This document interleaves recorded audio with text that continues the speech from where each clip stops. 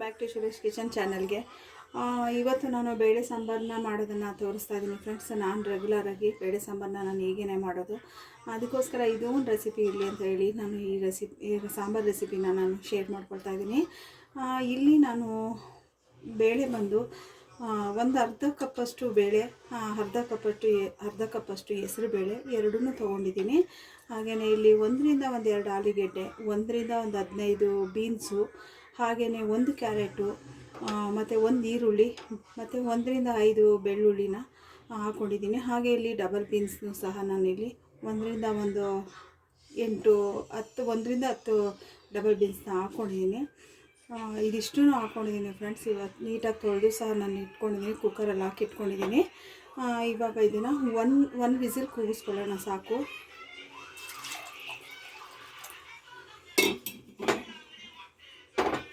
ಇದಕ್ಕೆ ಸ್ವಲ್ಪ ಉಪ್ಪು ಹಾಕೊಳ್ಳೋಣ, ಸ್ವಲ್ಪ.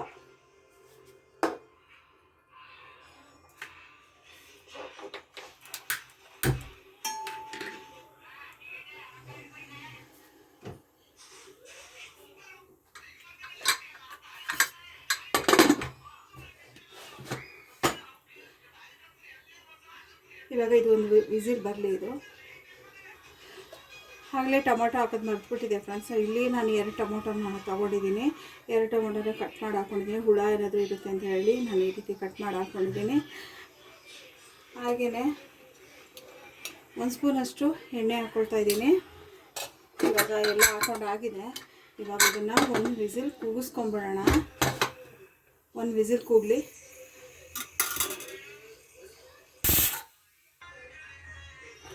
ಈಗ ವಿಸಿಲ್ ಹೋಗಿದೆ.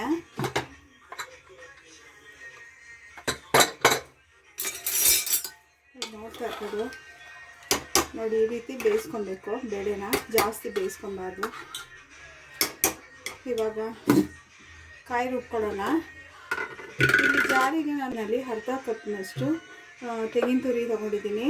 ಹಾಗೆಯೇ ಸ್ವಲ್ಪ ಕೊತ್ತಂಬರಿ ಸೊಪ್ಪು, ಮತ್ತು ಮನೇಲಿ ಮಾಡಿರೋಂಥ ಸಾಂಬಾರು ಪೌಡರ್ನ 1 ಸ್ಪೂನಷ್ಟು ನಾನು ಹಾಕ್ಕೊಂಡಿದ್ದೀನಿ. ಇವಾಗ ಇದಕ್ಕೇ ಬೇಯಿಸಿಟ್ಕೊಂಡಿರೋಂಥ ಟೊಮೊಟೊನ ಹಾಕ್ಕೊಳ್ತಾ ಇದ್ದೀನಿ.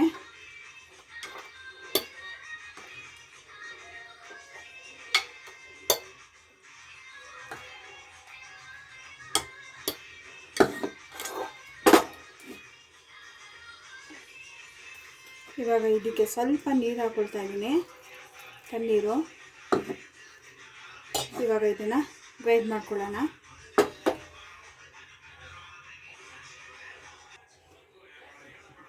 ಇವಾಗ ರುಬ್ಕೊಂಡಾಗಿದೆ ಕಾಯೆಲ್ಲ. ಇವಾಗ ನಾನು ಒಂದು ಬಾಣಲಿಗೆ ಹಾಕ್ಕೊಳ್ತಾ ಇದ್ದೀನಿ.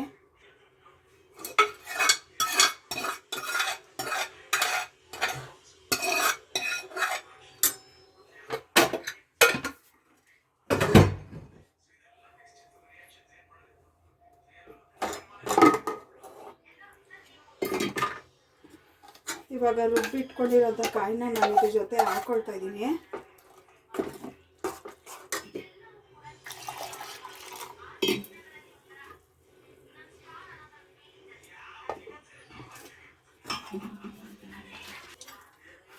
ನಿಮಗೆ ಎಷ್ಟು ನೀರು ಬೇಕು, ತುಂಬ ತೆಳುನೂ ಮಾಡ್ಕೋಬಾರ್ದು, ಗಟ್ಟಿನೂ ಮಾಡ್ಕೊಳ್ಬಾರ್ದು. ನೀರಿನ ಅಳತೆ ನೋಡಿಕೊಂಡು, ಸಾಂಬಾರಿನ ಅಳತೆ ನೋಡ್ಕೊಂಡು ನೀರು ಹಾಕ್ಕೊಳ್ಬೇಕು ನಾವು. ನೋಡಿ,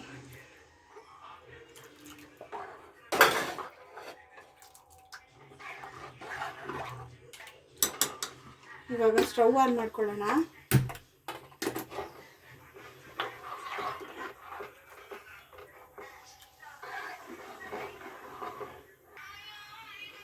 ಇವಾಗ ರುಚಿಗೆ ತಕ್ಕಷ್ಟು ಉಪ್ಪು ಹಾಕ್ಕೊಳ್ಳೋಣ.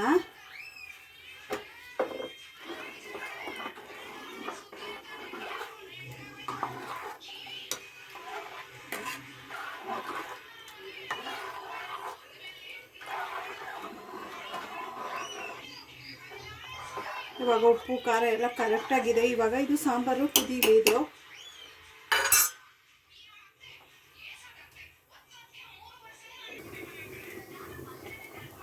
ಈಗ ಸಾಂಬಾರು ಚೆನ್ನಾಗಿ ಕುದ್ದಿದೆ.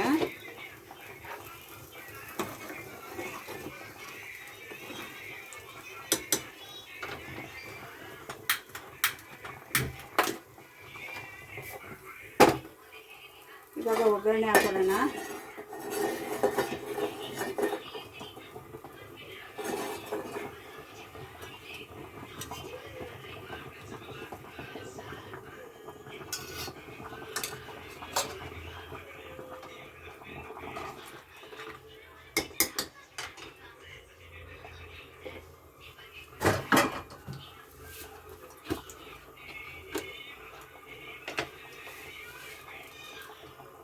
ಸ್ವಲ್ಪ ಜೀರಿಗೆ,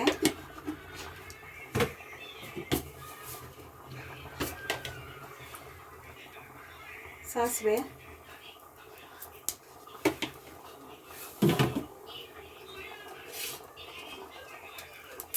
ಜೀರಿಗೆ ಎಲ್ಲ ಸ್ವಲ್ಪ ಚಿಟಪಟ ಅನ್ನಲಿ.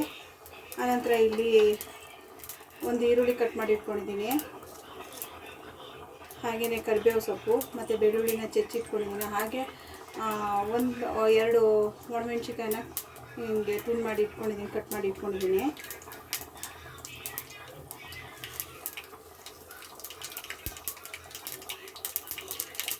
ಇವಾಗ ಸಾಸಿವೆ ಜೀರಿಗೆ ಸಿಗತ್ತೆ ಅಂತಾಗ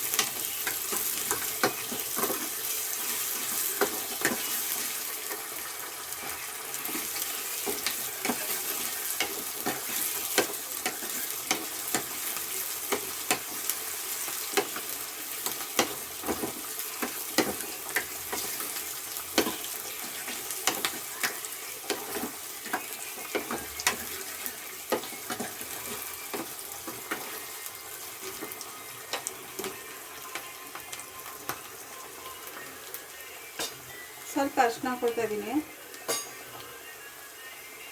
ಸ್ವಲ್ಪ ಕಾಶ್ಮೀರಿ ರೆಡ್ ಚಿಲ್ಲಿ ಪೌಡರ್ ಹಾಕ್ಕೊಳ್ತಾ ಇದ್ದೀನಿ.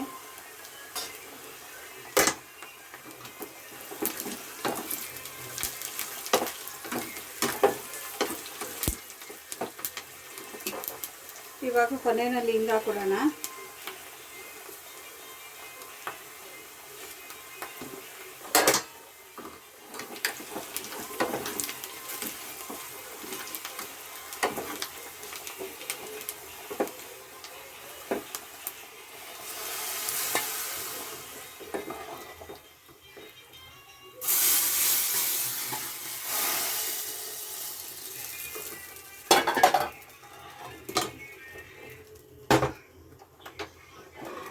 ಇವಾಗ ಸ್ಟವ್ ಕೂಡ ಆಫ್ ಮಾಡ್ತಾ ಇದ್ದೀನಿ. ನೋಡ್ತಾ ಇರ್ಬೋದು, ಇಲ್ಲಿ ಒಗ್ಗರಣೆನೂ ಹಾಕಾಯಿತು.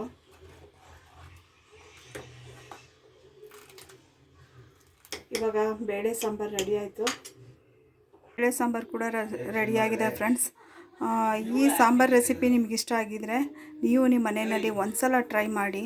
ಹಾಗೆಯೇ ಲೈಕ್ ಮಾಡಿ, ಶೇರ್ ಮಾಡಿ, ಕಮೆಂಟ್ ಮಾಡಿ, ಮರಿದೇನೆ ಸಬ್ಸ್ಕ್ರೈಬ್ ಮಾಡೋದನ್ನು ಮರಿಬೇಡಿ. ಪ್ಲೀಸ್ ಸಬ್ಸ್ಕ್ರೈಬ್ ಮಾಡ್ಕೊಳ್ಳಿ. Thank you so much.